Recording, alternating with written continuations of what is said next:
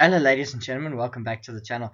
And it's my reaction to Saturday night's main event, the first one of 2025, the first PLE for WWE in 2025. And it was a lovely, lovely event. It was nice and short, firstly, that's always a plus. There were just the four matches, and then we had the contract signing between Cody Rhodes and Kevin Owens. So with that said, let's get into the matches and talk about it a bit. Firstly, was Nia Jax and Rhea Ripley. Rhea Ripley and Nia Jax had a very good match. It was very good back and forth. Nia dominating using her power, which included hitting a Annihilator onto Rhea Ripley's spine. If you can't see, I'm bending down because I've got a microphone, so maybe I should lift it up higher. But Rhea able to counter the power game slightly, delivering a power bomb, an electric chair, and finally a Riptide to Nia Jax to win the match and to retain the Women's World Championship. And I expect her to hold that belt all the way until Mania, where she will be fighting somebody. Somebody, I don't know, Becky Lynch, Io Sky, somebody. Nia Jax, she goes into the Rumble, presumably. From here, predictions video for the Royal Rumble will be out in next week. So, let's move on to the next match then. Sheamus versus Braun Breaker. Was really hard hitting. Breaker using his explosiveness. Not much to say. Lovely short match. The two fighting for the Intercontinental title. Jesse Ventura was on commentary for this. Fun fact, this is the 15th Intercontinental title match on Saturday night's main event. Unfortunately, Sheamus not able to secure the Grand Slam today. Braun Breaker defeats him with a super spear, and wins the belt. Retains the belt, rather. Sheamus and Breaker presumably go into the Rumble next week. Don't know what's next for Braun Breaker. Don't know what's next for Sheamus. Maybe we do this match again at WrestleMania, where Sheamus might be able to pull it off. But we wait and see what their directions will be. Then we had the contract signing. So at this point, I realized I was very proud of myself because in my predictions video, I called the entire match card. From beginning to end, I got the exact order right. I knew they would open with the women's. Then it was the Intercontinental title match. Then it was this contract signing where Kevin Owens had some heated words for Cody Rhodes, and Cody Rhodes basically said, "I don't want to hear any more from you, Kevin. I want to just fight."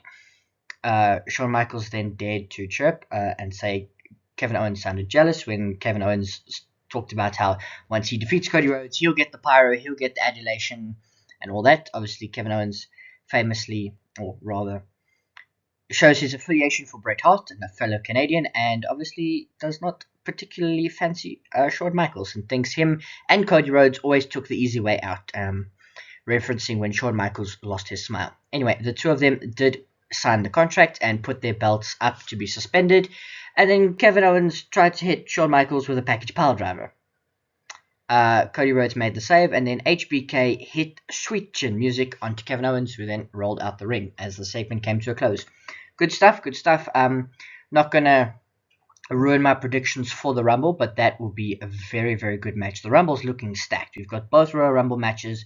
This match will be on there. We heard on SmackDown that it will be DIY versus the Motor City Machine Guns, 2 out of 3 falls, and potentially one more match maybe added to the card, and then we'll have the 5-match card for the Rumble. But this was really good. The two of them holding their belts up. Kevin Owens dressed, his shirt game has been on point. So wearing a Naomi shirt on SmackDown when he was fighting Jimmy Uso, wearing a Bret Hart shirt on Monday when he was talking to Sami Zayn, and wearing a shirt that said, Cody sucks eggs. So, make of that what you will, but his t-shirt game has been exquisite. Cody Rhodes in a nice dark suit, as always. Then, ladies and gentlemen, my first prediction that I got wrong, I said Jacob Fatu would win. And I'm going to be honest, I'm going to hold my hands up. He didn't technically win, although he made Braun Strowman bleed. Strowman was powerful early on. Two of them had some exchange of power. Then Strowman got Fatu outside and did the thing where he runs around the ring. He knocked him into the announce table, knocked him over the announce table. And then Jacob Fatu, on the third attempt, hit Braun Strowman with a Samoan drop onto the announce table that, has been reinforced and does not break anymore. So that looked like it sucked. And then got him in the ring and then just hit him with a hip attack in the ring against the corner post again and again and again. And when the ref told him to stop, he was like, "I don't care about you," and threw him out the ring. which was just incredible, and kept hitting him with him. And eventually they got him. There were like officials, and Nick Aldis came out, and they were telling him to stop. And then he pulled Strowman to the center of the ring and hit a moonsault, like it was the easiest thing ever. And at this point, the crowd, Braun Strowman, a fan favorite, obviously, but at this point, the crowd was like, Fatu, Fatu. Man, it's just incredible. Absolutely incredible, Jacob Fatu. So he hits the moonsault. They shout for another one. So he hits another one. Finally, he looks like he's walking away. But no, he's not, because he hits a third moonsault. 3 moonsaults. The crowd was going eccentric. It was just unbelievable. Jacob Fatu is in for a stellar 2025. I assume he's going to be in the Rumble. Maybe Nick Aldis will say something on SmackDown like he can be suspended. Maybe he'll be traded to Raw. I don't know. So technically the prediction was wrong, because I'm pretty sure Strowman won the match by disqualification after Fatu beat up the referee. But I'm not mad about it. 3 out of 4 is not bad. Spoilers for the main event. But no, this match was incredible. It was everything that I hoped it would be. Yeah. Strowman, who's 6'8", looked like a midget compared to Jacob Fatu, who's only 6'2". Yeah, so we go to the main event now. Saturday night's main event. And it was Gunther versus Jey Uso. And Jey Uso's entrance is just amazing. During the entrance, he was yeeting with a little kid, and it was awesome, filled my heart with much joy. And then he and Gunther had a very good back and forth match. Jey Uso looked like he had it at one point towards the end. He had a spear. Gunther kicked out at 2. Then he hit a spear and the Uso splash, and Gunther kicked out at like 2.75. It was incredible, but then Gunther hits 2 back-to-back power bombs, reversing a spear into a power bomb and then hitting another one to defeat Jey Uso.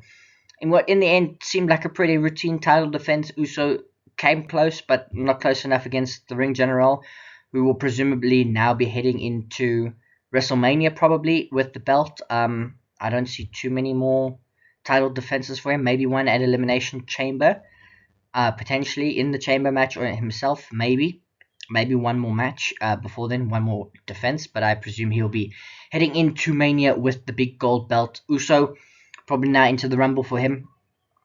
No, but it was very good. A nice way to close the show. Really short show. Really good show overall from start to finish. Nothing very bad on it. Jesse Ventura was on. He was really good. Cole and McAfee, did all right as a commentary team. The stadium, wherever they were, in San Antonio, Texas, it looked awesome. It was like almost full, if not completely full, a sellout. You could see mostly during Jey Uso's entrance. It was just the way they shot it was incredible. A really lovely event before the Rumble. Really nice to see. And then, it's Rumble week. We've got the final Raw and the final SmackDown before the Royal Rumble, which starts us on our path to WrestleMania. But let me know what you thought of the show down below, and if you think I'm just being an idiot. Anyway, cheers.